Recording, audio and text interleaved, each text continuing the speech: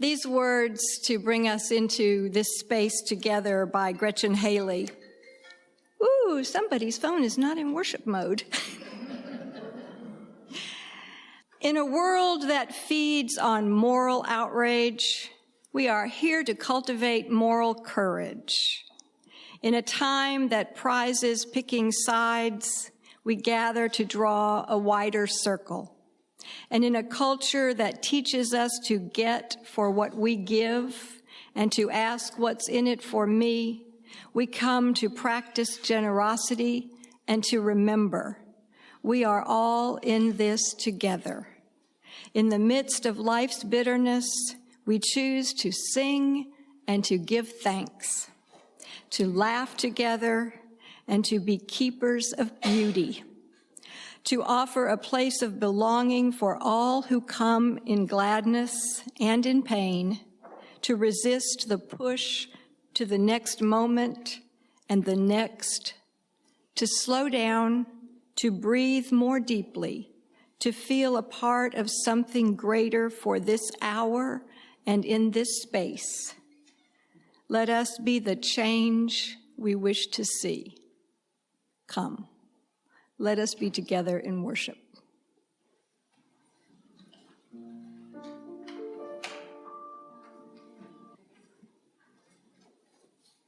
I invite you now to turn to responsive reading number 530 in this hymnal.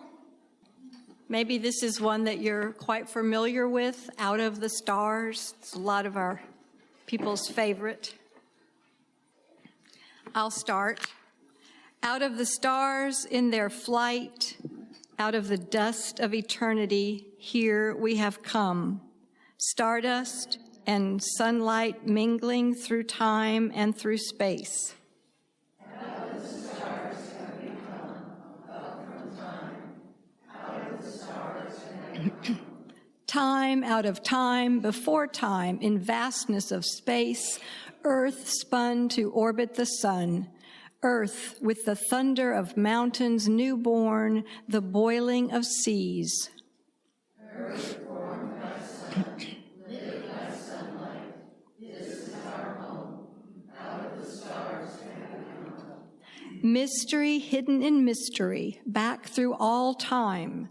Mystery rising from rocks in the storm and the sea.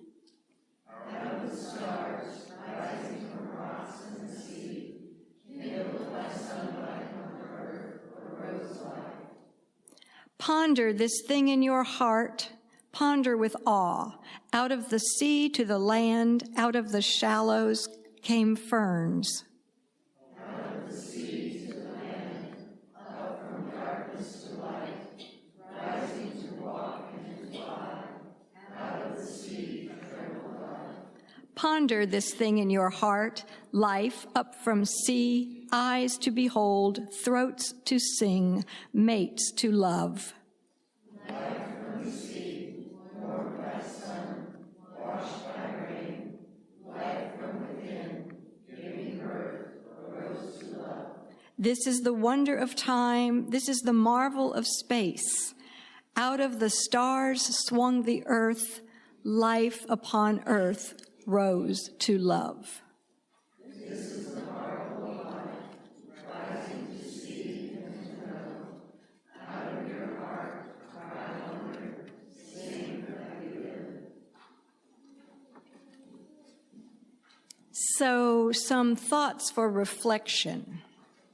From the National Geographic site, I found an interview by Simon Worrall with authors of the book Living with the Stars, How the Human Body is Connected to the Life Cycles of the Earth, the Planets, and the Stars. So you remember that Joni Mitchell, some of you will remember, sang a song at Woodstock, We Are Stardust. She was right. One of the authors of the book says, everything we are and everything in the universe and on Earth originated from stardust, and it continually floats through us even today. It directly connects us to the universe, rebuilding our bodies over and over again. Our bodies are made of remnants of stars and massive explosions in the galaxies. All the material in our bodies originates with that residual stardust, and it finds its way into plants and from there into the nutrients that we need for everything we do. What are all the things we do? Breathe, move, grow, eat, yeah, die, yes, we're getting to that. And every few years, the bulk of our bodies are newly created. Then Sean Stevens is a faculty member of the Kripalu School of Mindful Outdoor Leadership, and he's also a language and cultural peacekeeper for the Stockbridge Munsee Mohicans. His people, the Mohicans, had many villages along the Hudson River. They coexisted with the elements for 14,000 years or more. Unfortunately, their diminishment from these lands was due to European disease, war, and unlawful land acquisitions. Stephen writes, "The stars are our ancestors, reflections on nature and the universe." Here is part of what he said. At a young age, we would sit by the fire and listen to the elders speak. One of the many things we talked about was the stars. We were told that the stars were our ancestors and that all living matter is created by exploding stars. Their death brings us life.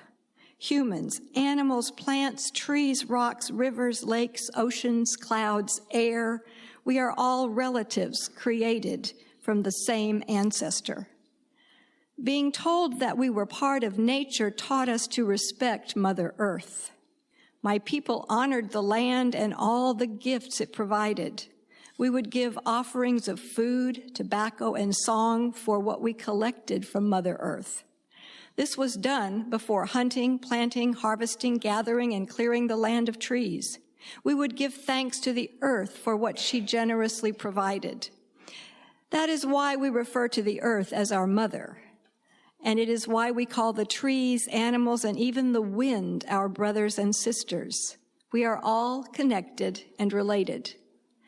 It's important to remember that everything has life and everything has a conscience. We humans have separated ourselves as a higher life form above all else. In truth, we all have an equal place in nature, just as my ancestors taught us. When we interact with nature with reverence, we acknowledge that we are part of a larger ecosystem and that we are all made of stars. So we have come to that time of the year when several holidays and holy days honor the memory of those who have gone before, our ancestors. How many people out here have ancestors? Some small person want to tell me who one of their ancestors is? Some big person prompt one of the small people to tell us. Pierre Trudeau, all right, yes. Does anybody have a great-great-grandparent that's an ancestor? Maybe somebody can whisper the name and they can yell it out.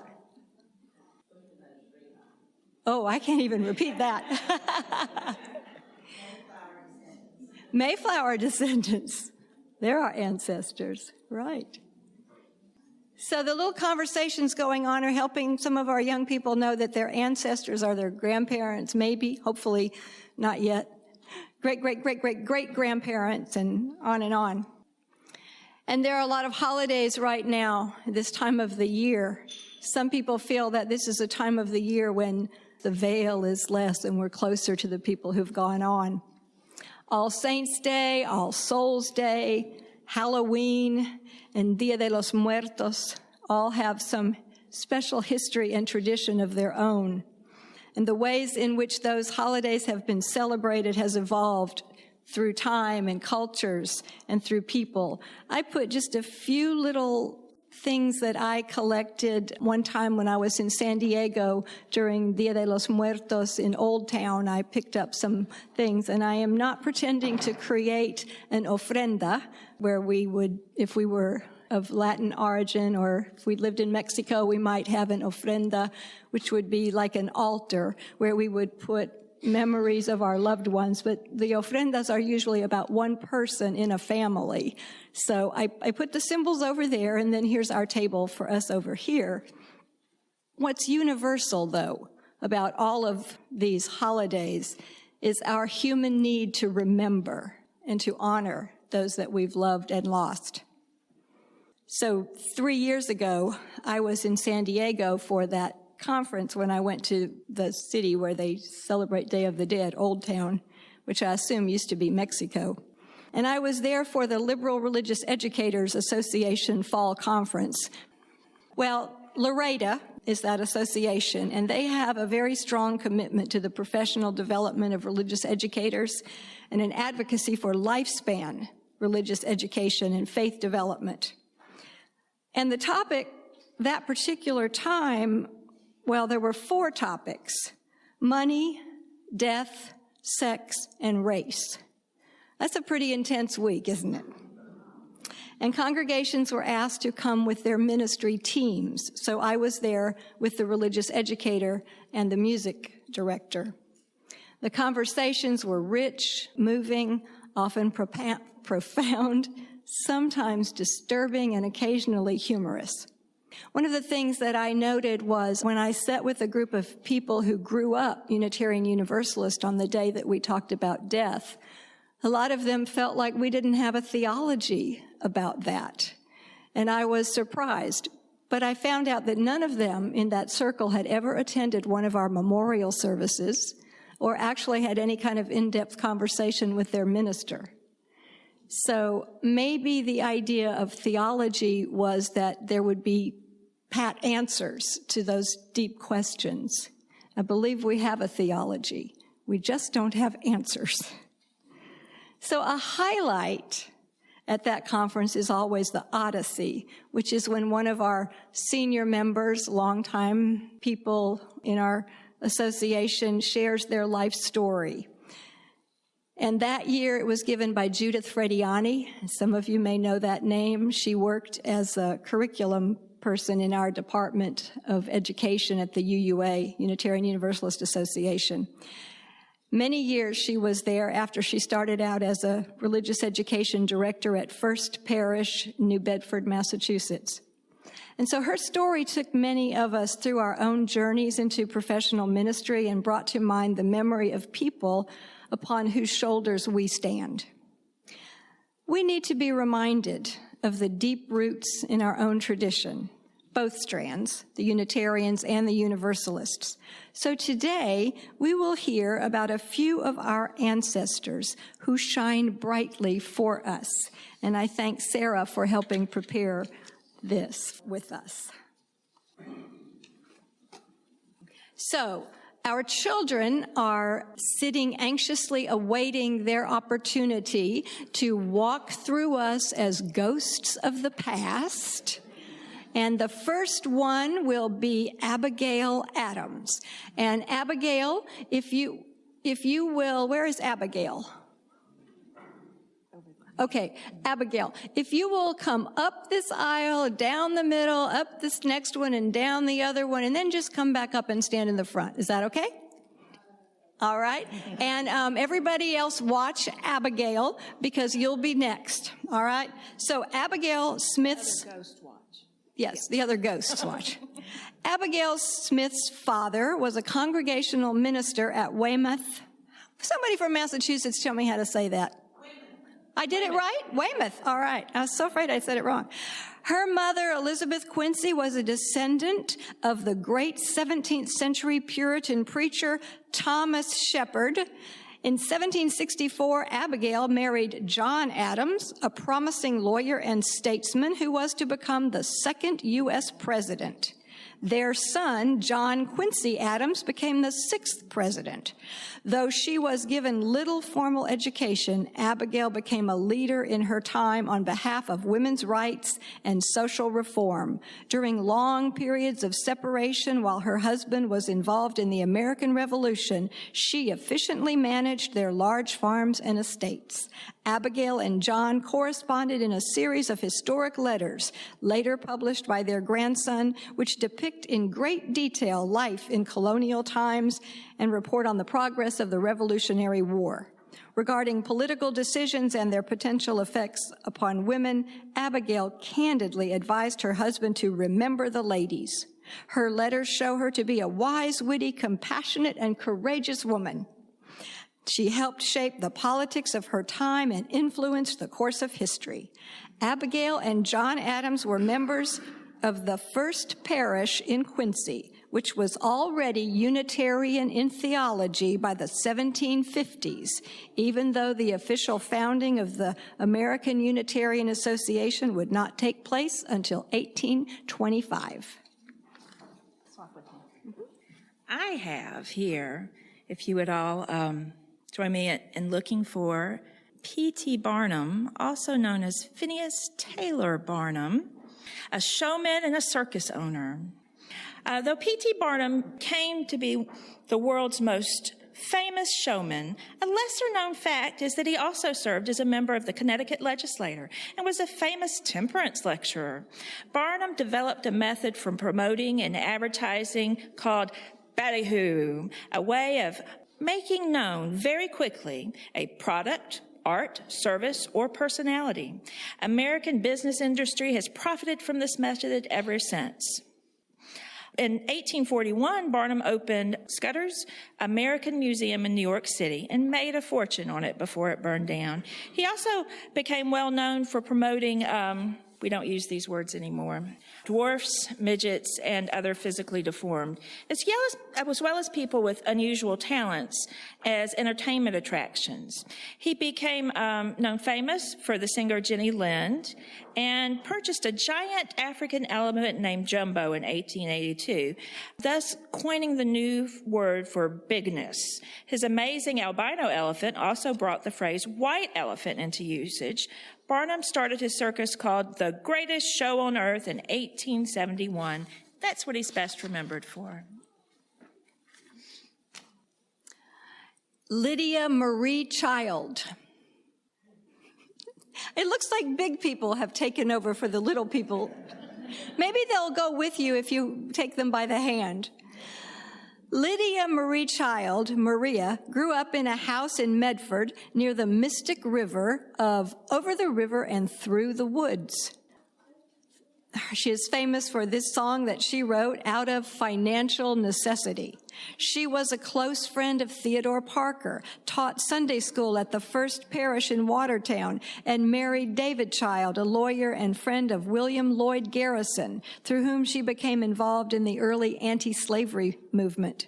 She published a novel, many children's books, and homemaking guides before writing a controversial pamphlet, Appeal in Favor of That Class of Americans Called Africans, which, though widely distributed, alienated publishers with its unpopular liberal views.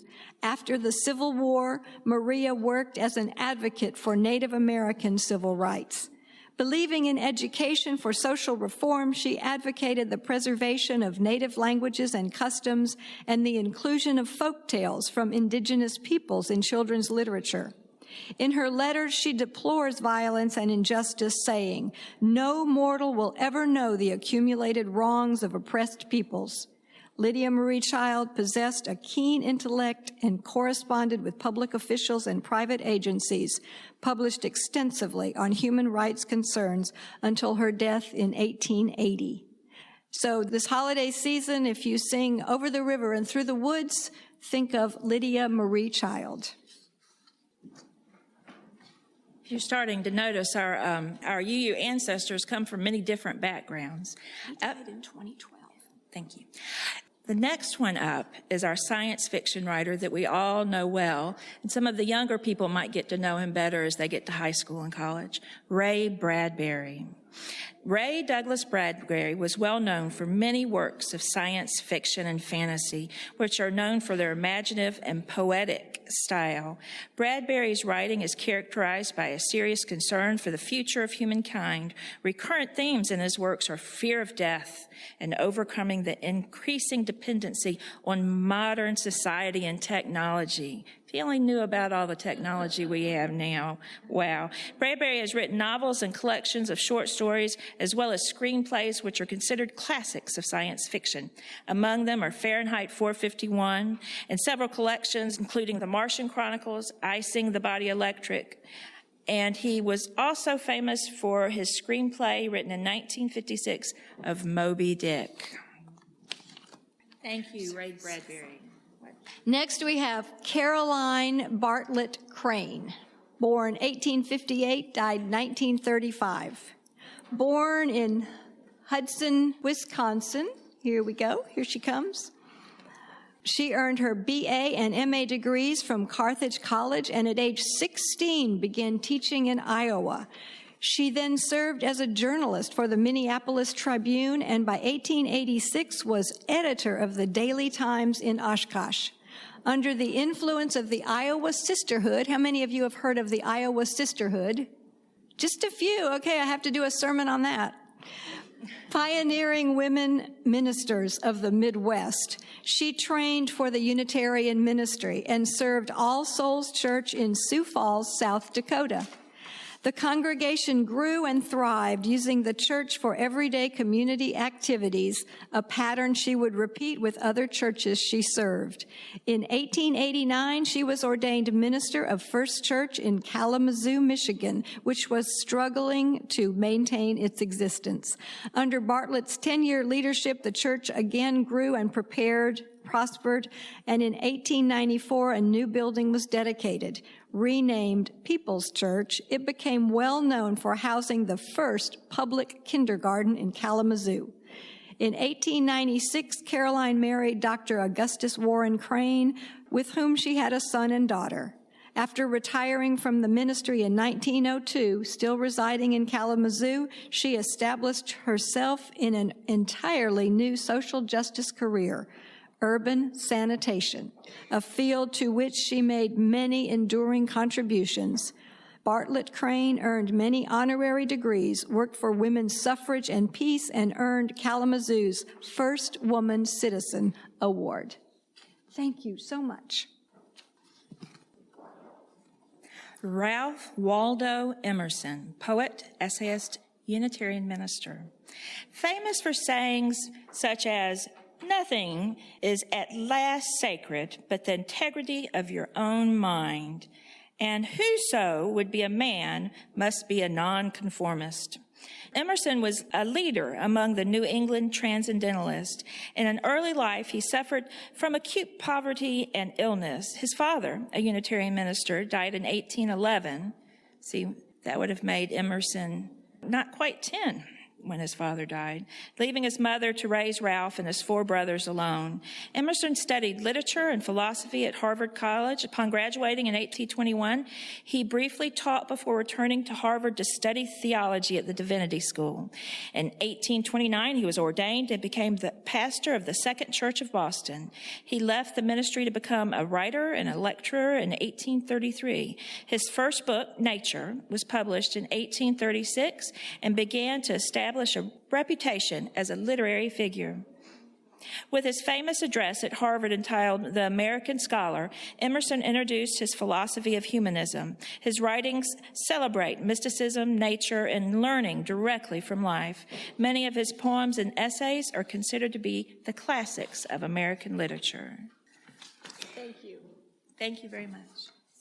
Sophia Lyon Foz, somebody I always enjoy talking about. Born in China to Presbyterian missionary parents, Sophia Lyon returned to America at age 4 with her parents and siblings to grow up in Ohio. She graduated cum laude from the college in Worcester in 1897. She met Charles Foz, a Methodist minister, at a Lake Geneva YWCA conference and married in 1902. Foz called raising her 5 children her internship. using what they taught her to develop her philosophy of religious education, a philosophy that people my age grew up on. She studied child development and education theory at Columbia University's Teachers College.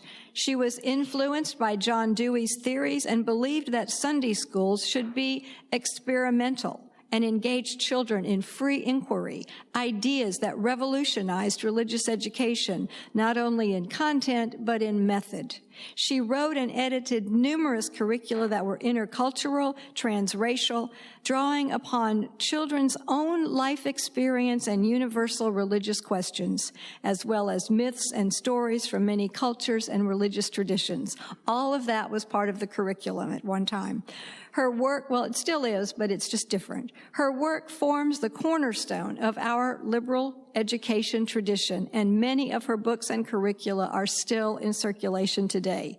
Named editor of children's materials for the American Unitarian Association in 1937 and ordained to the liberal ministry at age 83, she continued speaking and publishing for many years before her death at age 102. In 1974, the annual FOS lecture at the Unitarian Universalist General Assembly was instituted in her honor. Thank you, Sophia Foz. Is it a bird? Is it a plane? No, it's Superman. To bring us back to more modern times, we have Christopher Reeve joining us. Writer for Reader's Digest interviewed Christopher Reeve near the end of his life in 2004 and asked him why he had joined the Unitarian Church. He answered, "It gives me a moral compass. I often refer to Abe Lincoln, who said, 'When I do good, I feel good. When I do bad, I feel bad.'" And I think that's my religion. I think we all have a little voice inside us that guides us. It may be God. I don't know. But I think that if we shut out the noise and the clutter from our lives and listen to that voice, it would tell us the right thing to do. Christopher Reeve showed what a real life hero is, a person who listens to the voice inside them and acts when that voice tells them to do the right thing. Thank you, Superman. And of course, we couldn't leave out old Blue Eyes. Paul Newman was born to a Jewish father and a Christian Scientist mother. He was introduced to UUism, there's Blue Eyes, here he comes, by Joanne Woodward. It is known that he and his wife frequented UU churches when they were on the East Coast. He demonstrated his UU values through his many social justice and social action initiatives that he started and supported throughout his lifetime. We all have some Newman's Own in our cabinet, right? All of the profits from his salad dressings and tomato sauces and sauces all go to his programs. His family doesn't get any of the profit from those. They go to all his social action. And he made more money with Newman's Own than he ever made acting. That's what he said. Thank you. Thank you. Thank you. Thank you to everybody who helped.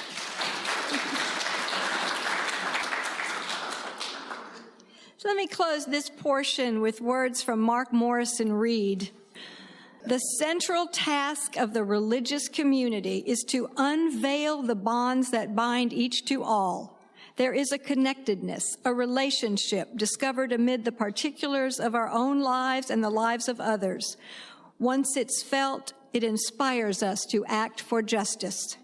It is the church that assures us that we are not struggling for justice on our own, but that as members of a larger community, the religious community is essential, for alone our vision is too narrow to see all that must be seen, and our strength too limited to do all that must be done. Together, our vision widens and our strength is renewed. I think when we talk about our own ancestors and how they enlarged our vision, and we talk about our Unitarian and our Universalist ancestors and how they enlarged our vision, we understand that even when people are gone from us, they are not really gone. They live in our hearts and in our souls and in our actions. We are going to sing now, Let It Be a Dance, and Laura Keith King is going to help lead us with this and explain that you probably do not need your hymnals. Let me just tell them. Enjoy this. We are singing this song the way it was written by Rick Maston and the way a lot of us heard it sung for many years before it was rearranged for the hymnal. Okay, so I appreciate that Laura has come to do this.